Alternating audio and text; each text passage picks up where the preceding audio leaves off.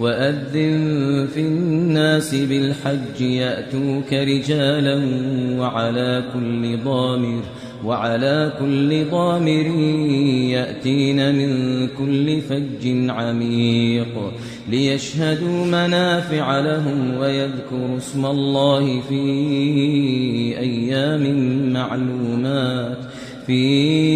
أيام معلومات على ما رزقهم من بهيمة الأنعام فكلوا منها وأطعموا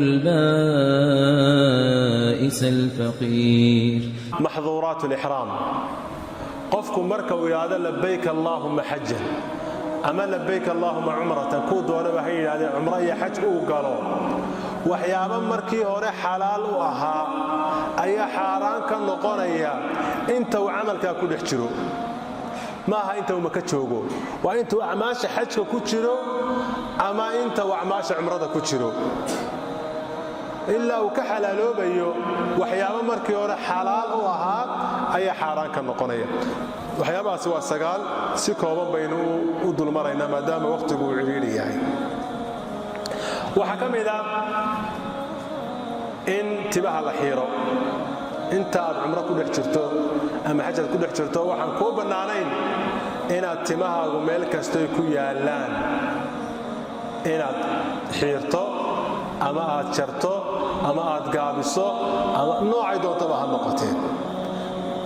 waa xaaraan qofka sameeyana waxa looga baahan yahay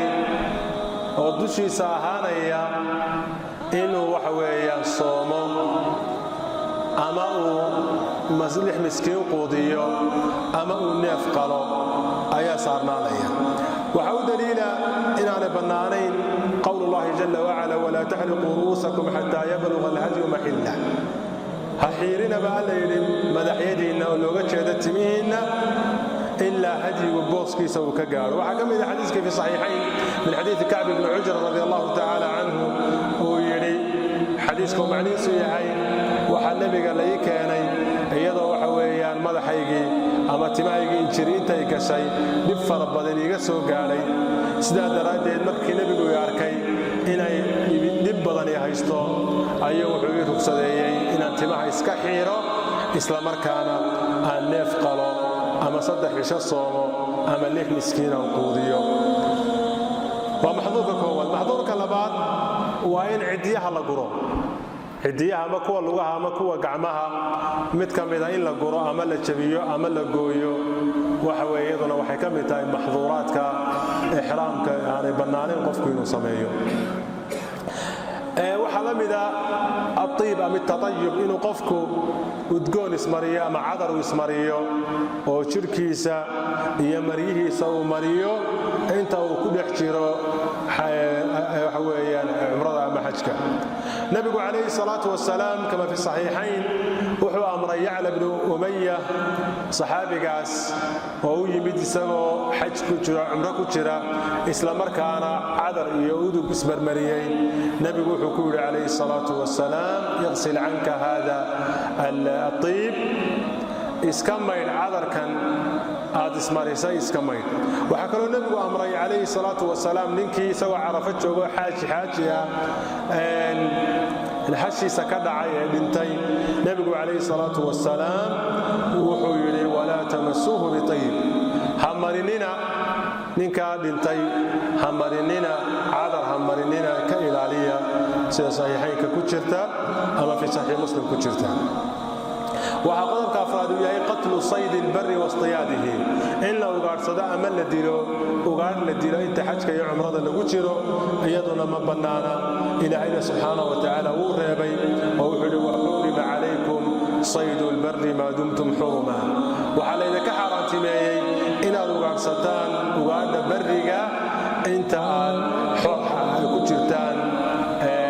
إحرام قاد كجرتان لكن قفكي هدي